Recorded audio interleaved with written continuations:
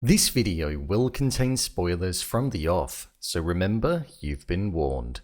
Black Mirror is back with season 6 of the show, and despite it being an anthology, which means that it can be watched in any order, the first episode that was served to us on the platform was Joan Is Awful, focusing on a woman named Joan who saw a show based on her life on the streaming platform called Streambury. This episode was true Black Mirror at its core, and went right back to the show's roots.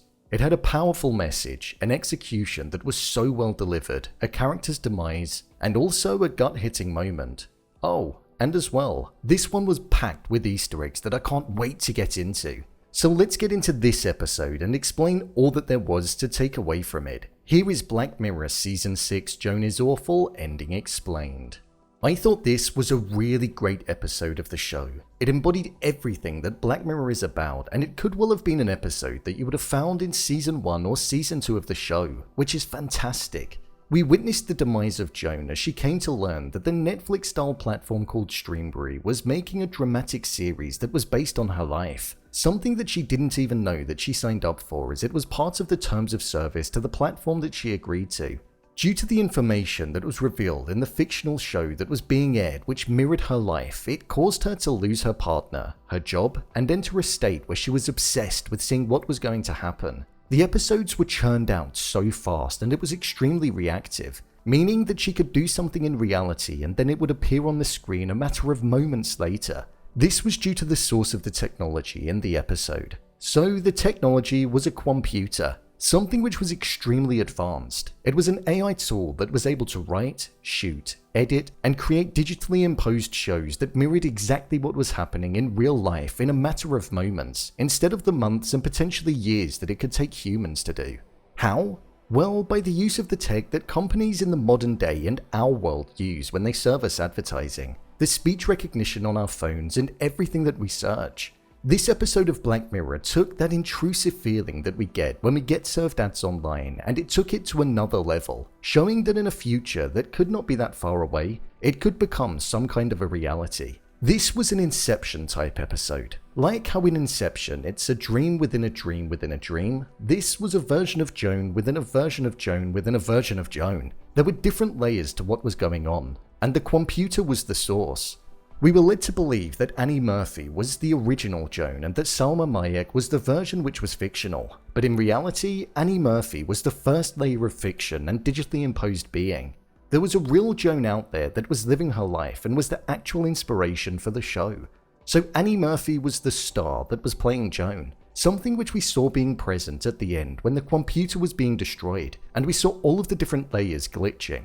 A moment which was actually quite emotional and powerful to watch. Seeing Annie Murphy's version of the character come to terms with the fact that she wasn't real and that her reality would cease to exist if it was destroyed was something that was quite uplifting and somber, as we saw that she knew that it was fully out of her control, as the original Joan would have already done what she was going to do. It was a beautiful moment. Like all Black Mirror episodes, they have powerful messages. This one is about the intrusive nature of advertising on our devices and how we can sign away our rights to data and any leg to stand on when we just press accept. There are so many occasions where we see things that we've been searching, or we've said something and it's appeared on our devices, but in a world that has access to more advanced technology, what we saw on screen today could become more detrimental and some kind of reality. It's rather fitting that this episode has come out at a time where there's a writer's strike going on, where one of the issues is the fact that they're trying to implement AI to have some involvement in the writing. And within this world, there was a piece of AI that was all too powerful when it came to the creation of shows. With it being destroyed, there was a sense of triumph there.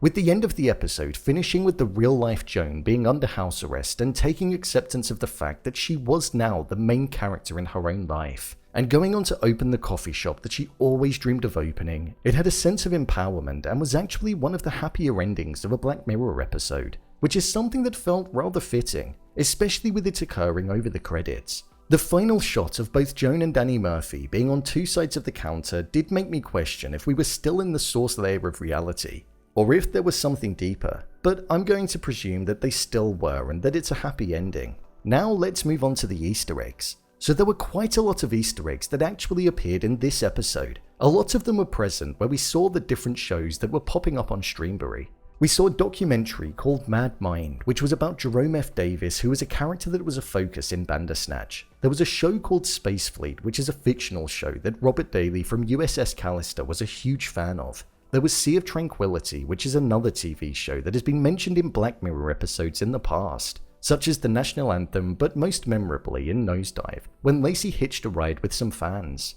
As well as those, there was Hot Shots, which is the talent show in 15 Million Merits. There was a documentary about Finding Rittman, which is about Colin Rittman from Bandersnatch. There was the actual episode of Black Mirror, Lock Henry, which was interesting to see. There was Rowdy and Peanut, which is Charlie Brooker's interactive TV series that he made for Netflix, and The Callow Years, which is about Michael Callow, the Prime Minister from episode 1 of the show. Underneath the main shows, there was the top of some other shows that we didn't get to see the full thumbnail of. There was one which looked like it was about Victoria Spillane from the episode White Bear, Botherguts, which was another show that was available to watch in the world of 15 Million Merits, a show about Ashley from Rachel, Jack and Ashley 2, and also Junipero Dreaming, which I imagine is a show about the world of San Junipero. So they put a lot of effort into having Easter eggs present throughout the homepage. As well as that, later on in the episode, when Joan went into the bar to meet with Mac, the iconic song which is titled Anyone Who Knows What Love Is, which was first introduced to us in 15 Million Merits, but has almost become the anthem of Black Mirror, was played when she walked in.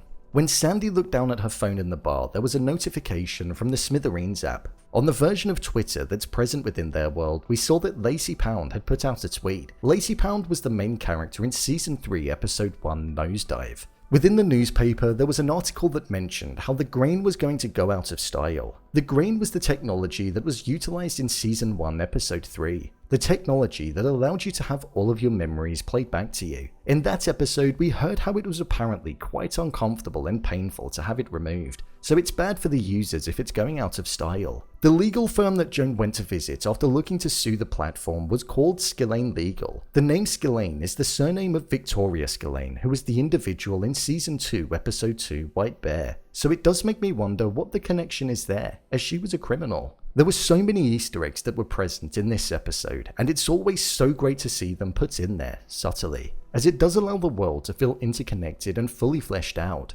Overall review. I'm a big fan of this episode. I thought despite being a complicated concept and being one that you only really found out right at the end, it was one that was extremely interesting and allowed you to question what was happening as it was being developed. The inspiration and idea behind the intrusive nature of our devices being an enabler was something that I thought was extremely interesting. Annie Murphy as Joan absolutely smashed this role, and she definitely stole the episode. The emotional moments that were present was something that allowed you to feel every ounce of what she was feeling. The gut-hitting moment and the part where the realities were glitching as she was smashing the computer was a favourite moment of mine, and it's something that will definitely stick in my mind. Whilst I wouldn't say that it's the best episode in the entirety of Black Mirror, I'd say it's up there. The concept, the world that was created, the delivery of the characters, and the fact that it felt like a world that wasn't too far away, made this a scarily powerful episode, and one that will linger in my mind for a long while. Joan may have been awful, but if this ever becomes a reality, then the world most certainly will be. It's thought-provoking, like any good Black Mirror episode.